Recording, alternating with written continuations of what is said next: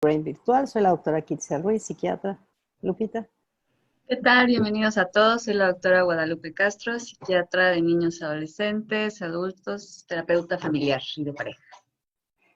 Pues el día de hoy estamos teniendo un poquito de problemas técnicos con el enlace en vivo a Facebook, entonces vamos a ver si lo logramos resolver, si no, pues se subirá la grabación más adelante al finalizar el programa.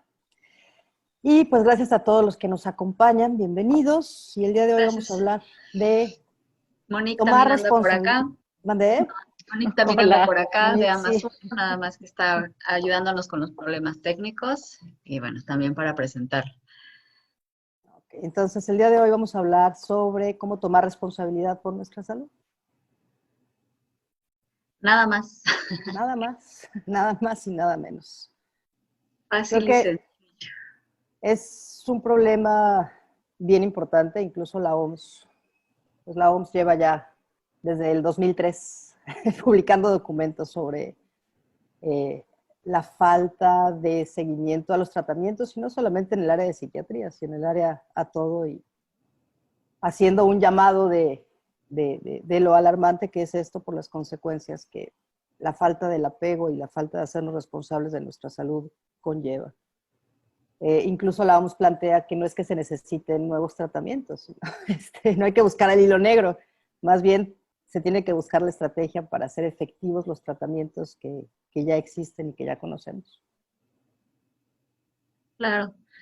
Sí, como que yo no sé en qué momento hemos perdido de vista el cuidado a nuestra salud. Iba a decir a nuestro cuerpo, pero la salud incluye la parte mental, que ahí podemos entrar en un debate si tiene que ver con el cuerpo o no, que sí tiene que ver, pero también tiene esta otra parte de lo psicosocial y todo lo de alrededor, ¿no?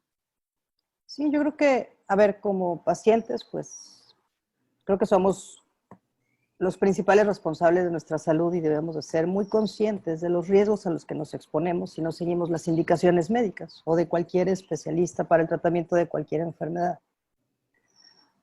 Cuando no se siguen las indicaciones, pues al final del día termina siendo una decisión personal, y hay muchos factores como qué tanto priorizo yo mi salud, ¿no? ¿Cuál es la jerarquía que yo le doy a mi salud? ¿Cómo puedo percibir la gravedad de la enfermedad? ¿Qué tanto entiendo el padecimiento que yo tengo y la credibilidad hacia la explicación que nos da el médico? Que si lo tuviéramos que resumir, creo que es algo como confianza y empatía un poco. Sí, esta parte de la decisión personal que es fundamental, de acuerdo a lo que yo pienso, porque desafortunadamente ya como la ola de lo social, de los medios, la mercadotecnia, no colabora mucho para que tomemos decisiones sanas, ¿no? O sea, finalmente en algún momento se ha distorsionado lo de los anuncios respecto de alimentos y se presentan de una forma pues muy que atrapan, es muy eficiente en cuanto a que se te antoja y en cuanto a que como sociedad creo que se ha perdido en conjunto esta visión de lo que es sano. Sin embargo, lo individual sigue siendo lo que todos tenemos por resultado. Entonces, incluso aunque esta ola de repente esté un poquito en contra, nuestra responsabilidad de cada uno sigue siendo la norma. Sí, creo que si nos vamos como a conceptos un poquito más antropológicos y quizá la historia de la medicina, eh, creo que por muchos años se vivió en un modelo paternalista, ¿no? Un modelo paternalista donde era el médico, existía una brecha de conocimiento muy grande entre el paciente y el médico.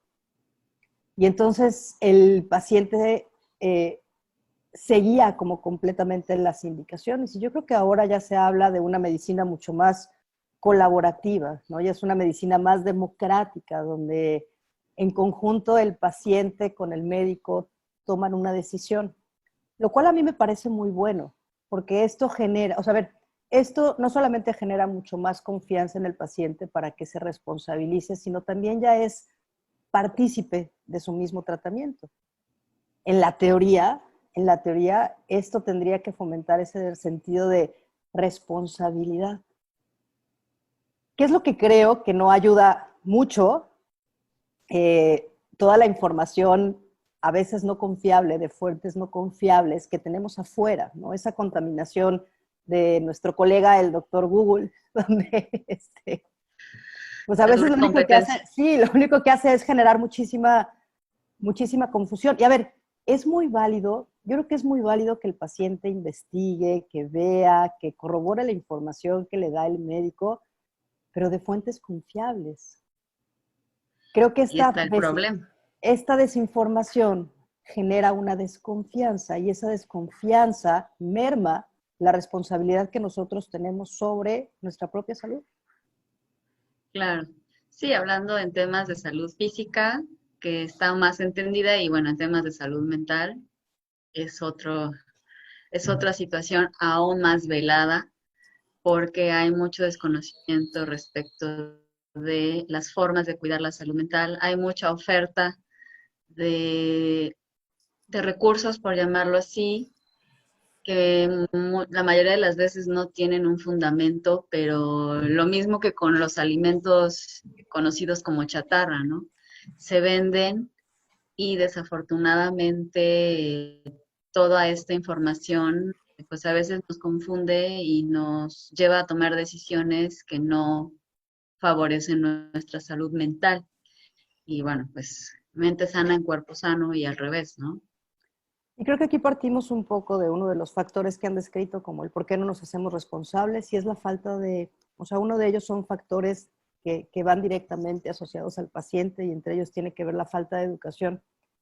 Y falta de educación me refiero no necesariamente a la escolaridad, me refiero a la falta de difusión y de conocimiento. Y voy a hablar en específico, pues, de la salud mental, ¿no? En el siglo pasado y todavía en en el siglo antepasado, la gente se moría, o los bebés, por ejemplo, se morían de infecciones respiratorias agudas y se morían de diarreas, porque no existía una cultura de la atención temprana y oportuna.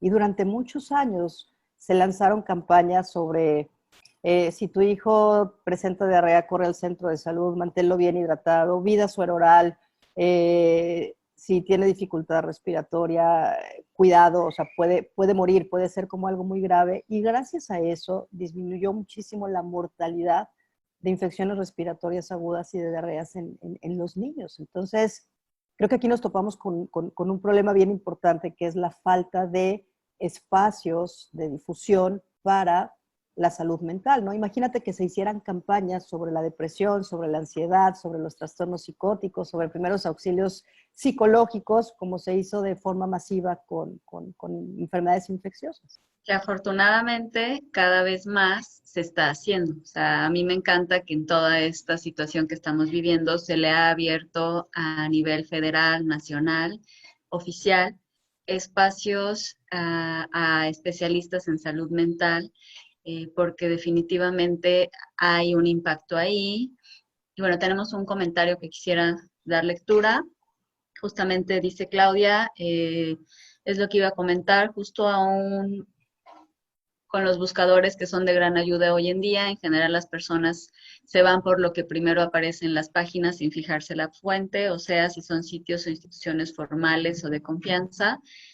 Y bueno, estas pláticas son de gran aportación para la difusión y que día a día sean más personas las que atiendan su salud mental. Definitivamente, ese es el objetivo de que nosotros estemos aquí compartiendo, bueno, ahora en vivo con la intención de también interaccionar con ustedes y que podamos tener un diálogo constructivo y útil para difundir información desde nuestra formación académica, ¿no? Que realmente nos hemos dedicado a estudiar en universidades formales, a realmente ser profesionales de la salud mental. Entonces, pues gracias por tu comentario, Claudia, y justamente ese es el objetivo de ayudar en esta difusión de información con mayor posibilidad de ayudar. Otro creo que no existe, a ver, hay sitios serios para público en general donde uno puede consultar la información. ¿no? Y desde páginas como la OMS hasta, por ejemplo, Clínica Mayo. Clínica Mayo tiene toda una sección para pacientes donde explican muy bien y sin datos y sin tantos tecnicismos, ¿no? Es simplemente saber buscar la información. Ahora, yo creo que esta falta de información también viene de una falta de comunicación con el médico. Algo muy importante es que cuando uno va al médico, con cualquier especialista, el que sea, uno no se debe de ir hasta que entiende todo su diagnóstico, todo el tratamiento. Si se lo tienen que explicar con peras y manzanas, es uno de los derechos que tenemos como pacientes, que nos expliquen todo y que lo entendamos. Eso nos ayuda a ser responsables y eso nos ayuda a tener un buen apego al tratamiento. Yo sé que de pronto en la medicina institucional, por ejemplo, los tiempos son como muy cortos, ¿no? Pero al final se puede resolver. Yo recuerdo cuando ya hace algunos años, cuando estaba en el seguro, que tenía 15 minutos para atender a un paciente, lo cual era prácticamente ridículo, pues todo se los daba por escrito, tratando de cubrir un poco esa deficiencia, ¿no? Del falta del tiempo a la explicación. Digo, aún así no era como garantía de que lo leyeran o lo entendieran, pero ahí entra esa parte, ¿no? Si nosotros no nos hacemos responsables de lo que tenemos, nuestros médicos no lo van a hacer. Ya no estamos en un modelo paternalista.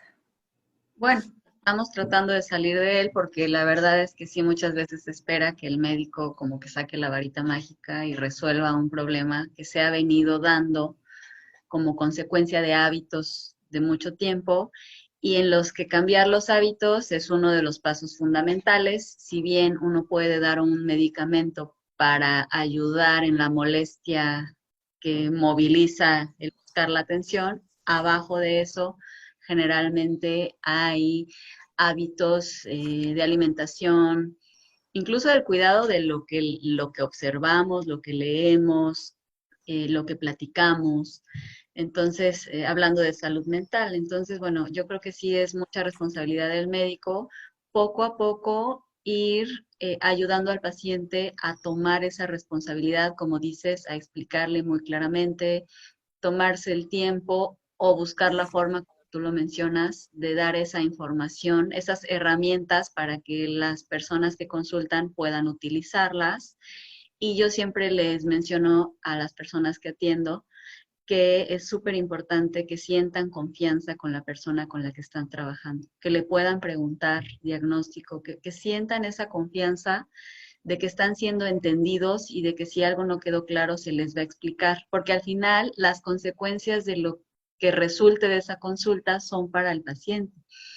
Y bueno, pues a veces hay temas de personalidad, hay temas de que pues no nos podemos caer bien todos y si hay algo ahí inconsciente que se atraviese, a veces es mejor hablarlo. Bueno, no a veces, siempre es mejor hablarlo y decir, bueno, sí te puedo ayudar, no te puedo ayudar, me siento a gusto, no me siento a gusto, como una parte fundamental, creo yo. Así es, pues mira, y qué bueno que lo mencionas, porque sin hablar específicamente de salud mental, uno de los factores que interfieren para la falta de cumplimiento y para no hacernos responsables es nuestra personalidad, justamente.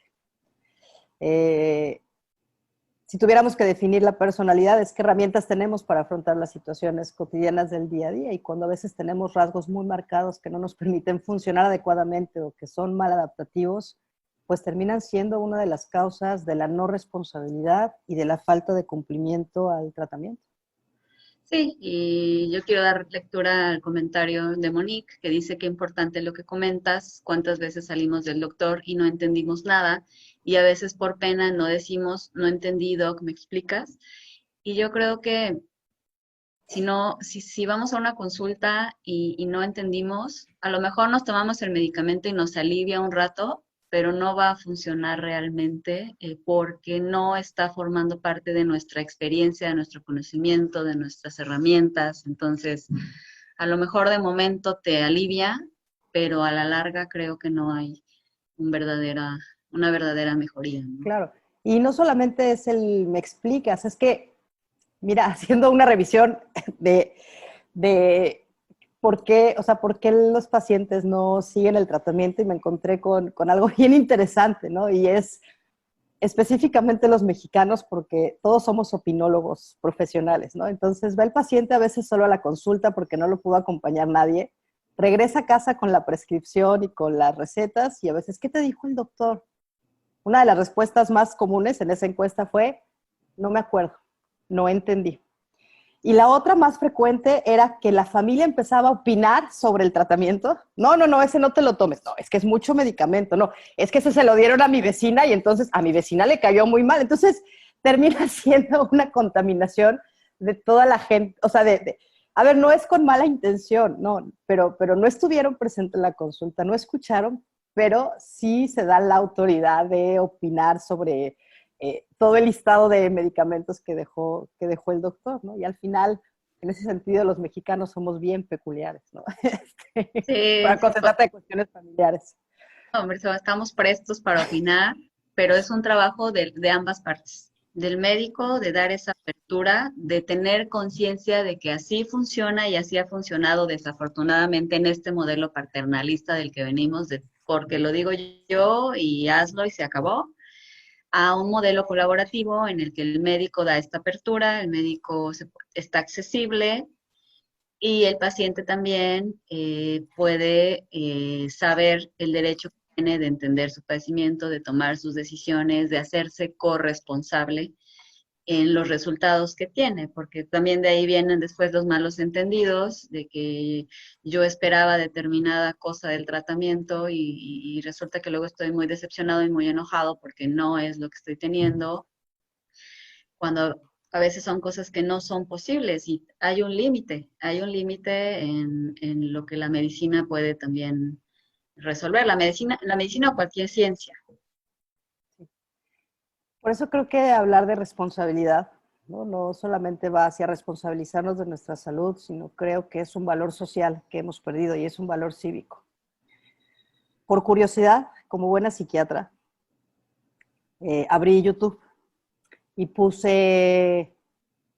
escribí, ¿por qué no nos hacemos responsables? Nada más para ver qué aparecía, ¿no? Y qué me salía. Pues increíblemente todo esto, o sea, todos los resultados que me botó YouTube fueron clases de civismo de primaria. Y no en México, evidentemente no en México.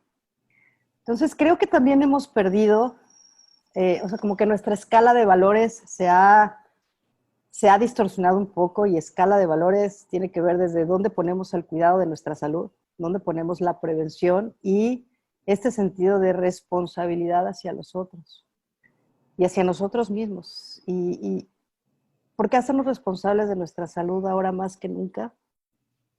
Creo que ya hemos hablado mucho al respecto, ¿no? Y esta pandemia nos está enseñando que si no nos cuidamos nosotros, si vemos por el prójimo, no vamos a salir avantes de esto.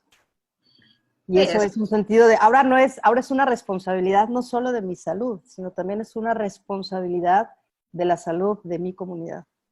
sí, y ese aprendizaje a mí me parece que está magnífico, que nos hacía mucha falta, desafortunadamente tuvimos que esperar este golpe también. Y así pasa, ¿no? O sea, nos vamos acomodando, ya vamos navegando y no pasa mucho hasta que viene el trancazo y nos agarra mal parados, es cuando decimos, híjole, ¿qué está pasando? ¿No? Y esto que dices de la responsabilidad y del aprender a hacerse cargo de uno, yo no puedo evitar pensar en los niños, como de dónde viene esta formación, y somos una cultura como muy hacia los demás. O sea, como de repente pensamos que tenemos más responsabilidad de cuidar a los demás que de cuidarnos a nosotros mismos, ¿no?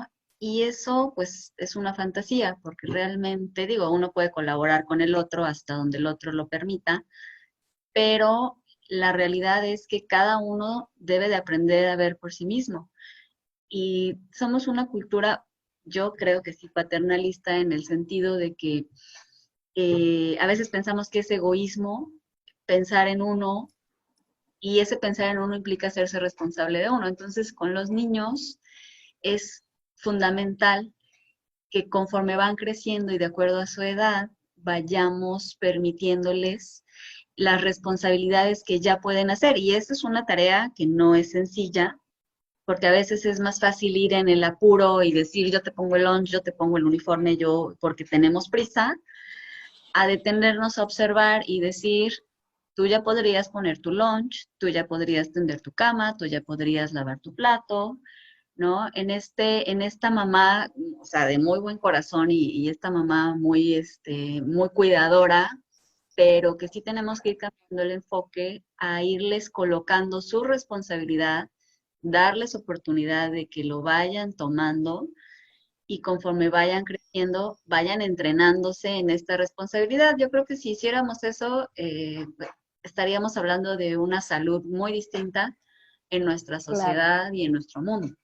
Sí, mira, yo creo que desafortunadamente lo que empezamos a ver ahorita, no solo en México, sino en muchas otras partes del mundo, es el resultado de una sociedad estructurada en el paternalismo.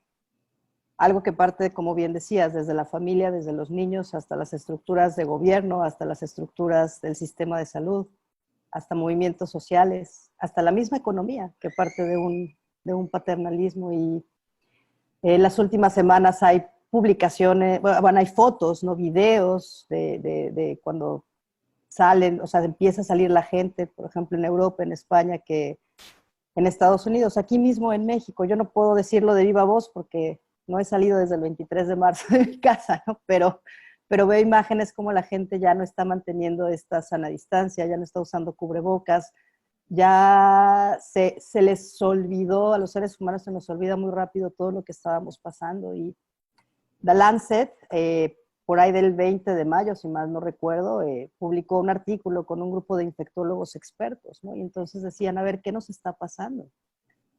Entendemos que entonces utilizar un modelo forzado de cuarentena para aquellos casos sospechosos o aquellos que están infectados. Y entonces, con modelos estadísticos, hicieron un análisis de, en esta parte paternalista de no hacernos responsables, cuál es el modelo que mejor funcionaba. Si un aislamiento forzoso, como lo han hecho en China, en Corea, en Indonesia, o como lo hemos hecho en México, ¿no? De decir, eres sospechoso, vámonos a encerrar, o estamos en el pico más alto, quédate en tu casa.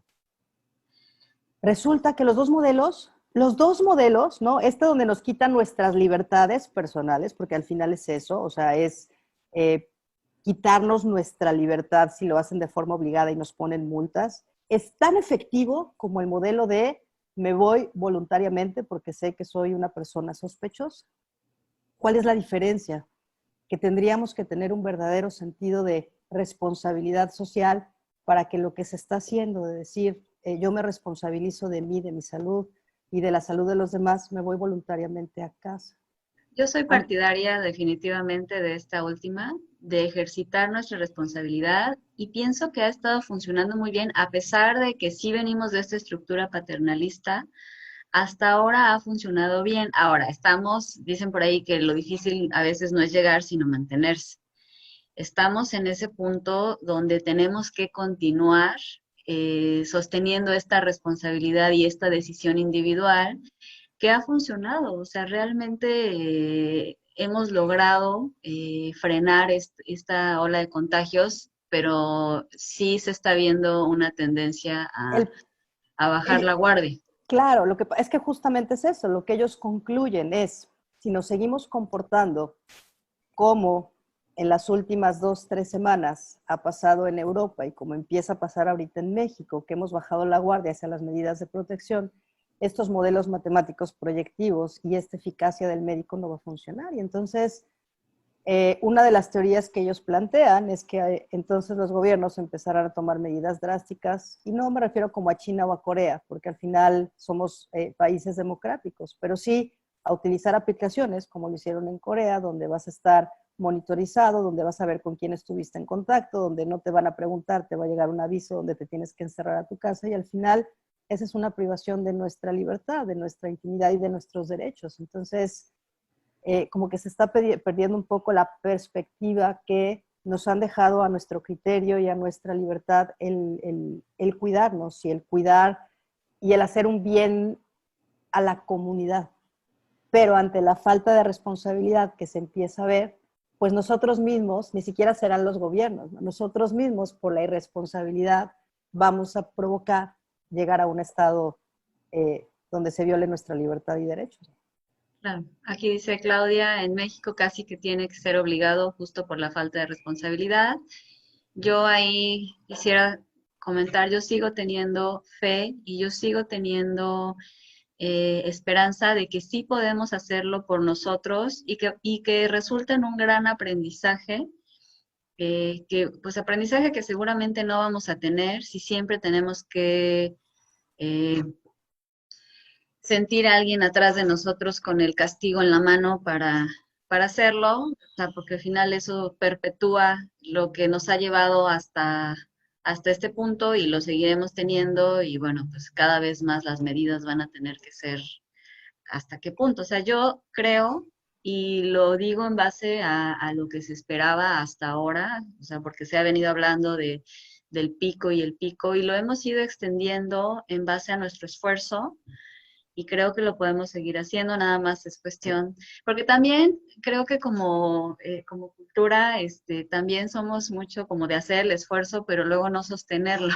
Entonces, creo que ese es el momento de hacerlo porque podemos hacerlo y sostenerlo. Es que ese es el punto, justamente, ¿no? Creo que de nada sirve, o sea, de nada habrá servido como todo este esfuerzo que se está haciendo si no nos queda claro que la pandemia no ha terminado. Es decir, no es que, a ver, no vencimos al COVID y a la pandemia. Esto sigue y los contagios siguen. Nos estamos reincorporando, aprendiendo a convivir con el virus, utilizando nuestras respectivas medidas de seguridad. Definitivamente no podemos estar en un lockdown eternamente. ¿Por qué? Porque hay que reactivar la economía. Pero lo tenemos que hacer de manera responsable. Otra vez, ¿no? Responsabilidad como valor cívico. A mí me da mucha tristeza ver en redes sociales, aquí en Quintana Roo, digo, para los que no viven acá, oficialmente y por indicaciones federales seguimos en un semáforo rojo, donde el índice de contagiosidad es alto. Pero somos un estado que depende 100% del turismo. Entonces, ante eso, se metió las actividades esenciales al turismo y se empezó a hacer un plan reprogramado y muy ordenado para empezar a activarle la economía, porque realmente estaba parada, lo cual pareció muy bueno, pero es muy triste ver en redes sociales la gente ya se fue de compras, ya está en los restaurantes.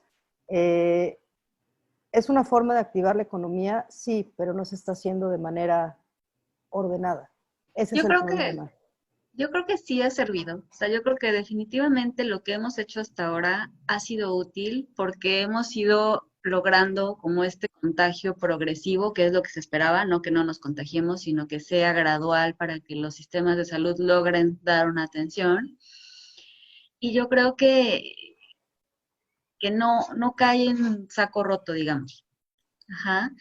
Y que si bien hay muchas personas que sí están ya saliendo y haciendo actividades no esenciales y como relajándose mucho, también habemos muchas otras que continuamos en esta conciencia y en esta determinación de cuidarnos, de no hacer actividades más allá de las esenciales, de buscar la forma de seguir responsabilizándonos por nuestro bien y por el de los demás, ¿no? Entonces, digo, seguramente que todos tenemos algún vecino que siguió haciendo fiestas y la sigue haciendo, que afortunadamente el que yo tenía eventualmente el mes pasado lo frenó, lo cual sí le aplaudo, digo, le costó trabajo y son chicos jóvenes, pero eh, también veo todos los demás que no lo hacían, ¿no? Entonces, yo sí creo que tenemos posibilidad de continuar haciendo valioso nuestro esfuerzo. Y si bien hay algunos que no lo están haciendo porque también los hay, y no vamos a decir que no, yo todavía tengo confianza y dice acá Monique también, es que sí es importantísimo entender que la pandemia sigue y la actividad económica se está retomando, pero está en nosotros cuidarnos. Nosotros tenemos que tomar la responsabilidad. Yo soy totalmente de esa idea y creo que podemos hacerlo y colaborándonos, escuchándonos, conversándolo, difundiéndolo, es la forma en la que tenemos mejor posibilidad aún.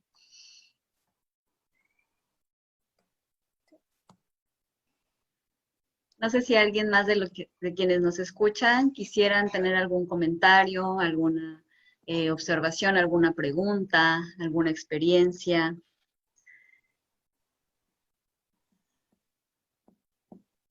Yo, No sé si me escuchan. ¿Sí? Adelante. Es que me quedé sin cámara y no sé si funcionaba mi micrófono, perdón. Pues con todo este tema que yo creo que reiterando lo que están diciendo de que sí es necesario en Quintana Roo, por ejemplo, regresar a la actividad económica, y hay muchos intereses de por medio. Entiendo que la gente tenemos que trabajar porque necesitamos seguir generando la economía, pero no podemos, lo que decías hace ratito, está dependiendo de papá gobierno que nos diga, quédate en casa, ya salí eso, porque hay tanta información contradictoria desde las mismas fuentes oficiales de información que el tema de hoy es importantísimo. Tenemos que tomar responsabilidad por nuestra salud y eso, empezando o sea, de la pandemia, de todos los, ¿no? De tomar las medicinas, de ir al doctor y todo eso, pero desde este punto yo tengo que pensar que me tengo que cuidar a mí, a mis hijos, a mis vecinos, la gente con la que trabajo, a mis compañeros. Y aunque ya pueda salir a la calle, no me puedo olvidar que estamos en medio de una pandemia, ¿no? Como que eso es lo que siento yo. Sí, totalmente de acuerdo y nos conviene a todos. O sea, este esfuerzo que pueda representar nos conviene a todos, tanto en temas de salud física y mental, porque mientras mejor lo hagamos todos, más rápido iremos retomando nuestras actividades y nuestra vida afuera de casa. Para nuestra salud mental resulta fundamental también. Y también por lo que comentaba Kitsia de nuestras garantías individuales. O sea, realmente yo creo que eso es lo natural, que nosotros podamos, como individuos de una especie, hacernos responsables y cuidarnos sin que, como dice su papá gobierno, nos esté quitando nuestro derecho para cuidarnos como si fuéramos pequeñitos, muy pequeñitos, ¿no? Porque ya hasta los adolescentes tienen voto, ¿no? O esperar a que nos resuelvan todo. Es que, mira, ya me da, ya me da mucha risa, ¿no? Me queda claro y yo lo tengo. A mí lo único que me da esperanza, a mí no es el gobierno. O sea, el gobierno, mira, cada día escucho más lo que pasa y me desencanta. A mí lo único que me da esperanza es que de verdad podamos hacer conciencia de la importancia que es volver a tener un sentido de comunidad y a partir de eso nosotros como sociedad reconstruirnos. Eh, creo, ¿no? Y hablando y retomando un poco lo de la responsabilidad por nuestra salud, creo que esta pandemia, ojalá, y si sirve para algo, nos sirve para esto, para volver a ver cómo está nuestra lista de prioridades y darle a nuestra salud la importancia que tiene. Sin salud no podemos hacer nada. Pero mira cómo son modelos de aprendizaje y son modelos que vienen de gobierno. Desde el 2003, que la OMS empezó a hacer todas estas publicaciones e investigaciones de ver qué es lo que pasaba, por qué se complicaba tanto los sistemas de salud. Punto número uno, desde el 2003 los sistemas de salud están sobrepasados, sobre todo en países en vías de desarrollo. O sea, estamos hablando ya muchísimos años, estoy hablando de 2003. En aquel entonces ellos planteaban, o sea, ellos exigían que los países en vías de desarrollo invirtieran mucho más dinero a toda la parte de su infraestructura. Y la justificación que le daban es que no tenemos ese presupuesto. Y la OMS fue muy clara y dijo, a ver, si ustedes no atienden una patología que inicia a tiempo o algo que se puede prevenir y no complicar, si lo ves a la larga, te va a salir mucho más caro. Y al final eso es lo que está pasando y eso es lo que nos está pasando ahorita.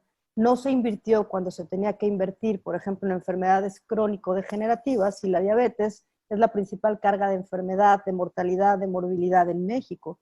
¿Por qué? Porque hace mucho tiempo, cuando se podían hacer medidas, decidieron no invertirle y ahora tenemos un sistema de salud sobrepasado que no alcanza para poder atender a toda esa gente que lo está necesitando. Y esto hablo solamente de gobierno, pero he visto muchos comentarios, ¿no? En redes sociales donde de pronto dicen, quiero que me recomienden un doctor bueno, bonito y barato. Sí. Híjole, y que tienen sangrado de oído y los mandan con SIMI. No tengo nada en contra de los doctores de SIMI, pero eso es si tu salud, especialista y no hay un especialista pero ahí. si tu salud vale 35 pesos, pues ve y paga 35 pesos por tu salud y te atiendes a las consecuencias. Si bien la teoría es que todos tendríamos que tener derecho a la salud, es un derecho constitucional, nos ha quedado claro que el gobierno está rebasado y no podemos esperar a que el gobierno nos lo resuelva y lo tenemos que ir resolviendo nosotros. Entonces, si yo me siento mal, pues voy y me atiendo. No me automedico. No me espero a que entonces ya tenga complicaciones donde a mi persona, a mi bolsillo, lo que se llama gasto de bolsillo por atender una enfermedad, me va a sacar de mi presupuesto para entonces terminar atendiendo algo mucho más grave. Entonces, al final, como vamos copiando este mismo modelo, ¿no? Que nos ha enseñado papá gobierno, de decir, pues no le invierto y pues yo tampoco le invierto, ¿no? O sea, como, pues ahí me pongo lo que encuentro en mi casa. No, bueno, ya se me quitará.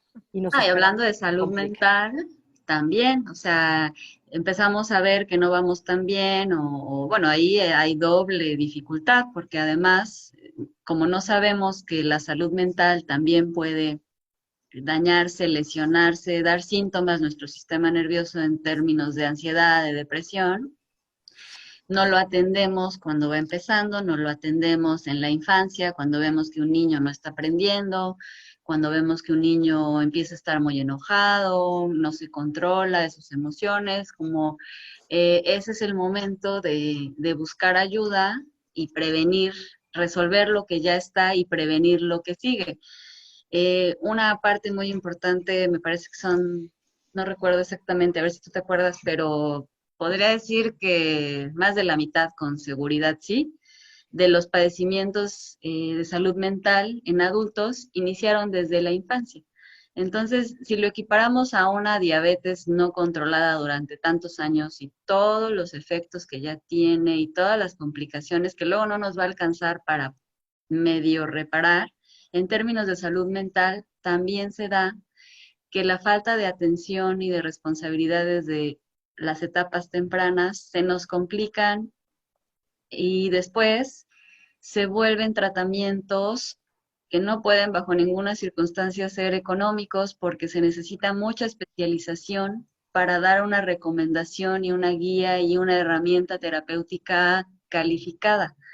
Entonces, se vuelve una situación bien difícil porque, como dices, papá gobierno no cubre los gastos, no cubre, sí, o sea, sí los cubren en cierta parte y desafortunadamente en salud mental, como dices, 15 minutos, pues llega a no ser suficiente y hay que hacer ahí malabares para ofrecer algo que medio te amortigue, aunque probablemente no te termine de dar pues una resolución más. Mira, yo tengo con números, porque fue mi tesis de especialidad. Ahí sí la tengo con números y se publicó en muchos lados esa tesis. Cómo los mexicanos le jugamos al tío vivo, ¿no? Cuando se trata de salud mental. ¿En qué sentido?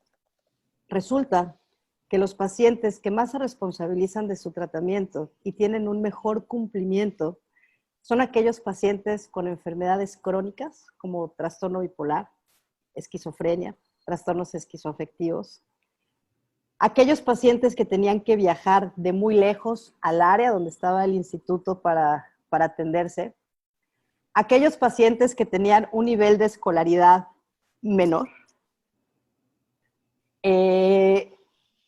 Uno pensaría que estos factores serían los que jugaran en contra, ¿no? Como tener una enfermedad grave o crónica, o no tener un buen nivel de educación, o vivir incluso en un estado fuera de la Ciudad de México, donde está el Instituto Nacional de Psiquiatría. Y resultó que no.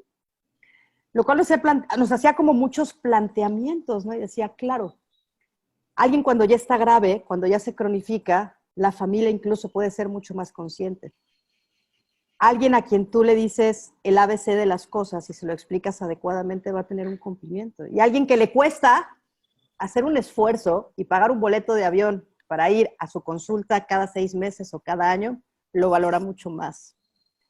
¿Qué es lo que pasaba con todos los pacientes que no acudían o ya se iban a su segunda, a su tercera cita? Pues que eran trastornos de ansiedad, trastornos adaptativos, muchas veces estrés postraumático, cosas que requerían una atención, pero como no se sentían tan mal o no había tenido tanta repercusión en el entorno, no le daban la importancia que necesitaba. Evidentemente, digo, ya no se hizo un estudio de seguimiento de qué pasó con esos pacientes por cuestiones éticas, ¿no? No se le pudo contactar a estos pacientes, pero está eh, bien interesante qué habrá pasado con esos pacientes que se acercaron, porque sí tenían un malestar, pero no le dieron la importancia y se fueron, ¿no? A casi 20 años después, ¿qué habrá pasado con ellos? ¿Cuál será el estado de su salud mental? ¿No? Bueno, eso, no, o sea, no lo podemos mucho hacer seguimiento ahí, pero ya con los años que llevamos de estudio de los niños que luego se convierten en adultos y de esos padecimientos que no se tratan, que uno hace esta historia clínica e identifica que el problema viene desde la infancia o desde la adolescencia, pues ya te va dando una idea de la dificultad que agrega a las personas el tener un problema de salud mental y que impacta en la salud física. Porque si yo tengo diabetes y además de tener diabetes estoy deprimido, no tengo ganas de hacer nada, no tengo ganas de cocinarme, no tengo ganas de hacer ejercicio, pues no hay forma de que yo mejore con la diabetes porque la depresión es un no tener ganas extremo. Entonces, no es de échale ganas, es un padecimiento que involucra nuestra parte biológica, nuestro sistema nervioso y que desafortunadamente ahorita, como dice Monique, tiene estigma. Tiene estigma porque entonces soy débil, porque entonces yo soy el que no estoy haciendo lo que debería y eso nos dificulta buscar ayuda para la salud mental.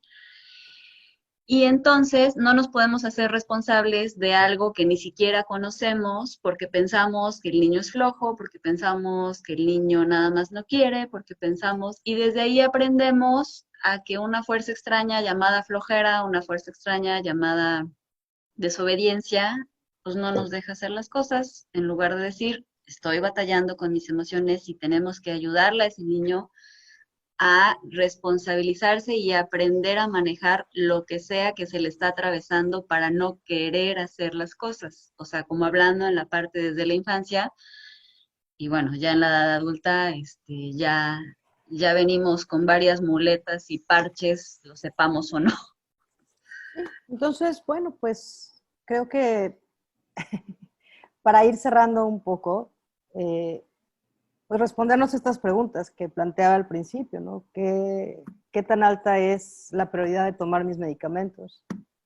¿Cómo estoy percibiendo yo la enfermedad que me han diagnosticado, sea mental o sea de cualquier otra parte de nuestro cuerpo? ¿Cuál es mi credibilidad hacia los tratamientos? ¿Cómo es la relación con el médico-paciente? Yo creo que quizá todos deberíamos de cuestionarnos esto y tratar de resolver todas nuestras dudas para que podamos ser pues mucho más responsables de nuestra salud. No, y yo me quedo como cierre con esta parte de que la responsabilidad recae en uno y si bien esto puede sonar un poco aterrador si lo entendemos desde un cierto punto, la verdad es que es de lo más esperanzador, porque al final, si depende de cada uno lo puede hacer, lo podemos hacer. Y entonces no necesitamos que nadie, ni papá gobierno, ni papá, papá, ni nadie, nos, nos venga a resolver, sino que nosotros desde lo individual podemos hacer una transformación y entonces para mí esa responsabilidad es la cosa más valiosa y ejercer nuestro derecho a hacer las cosas de una forma diferente hacia la salud física y mental.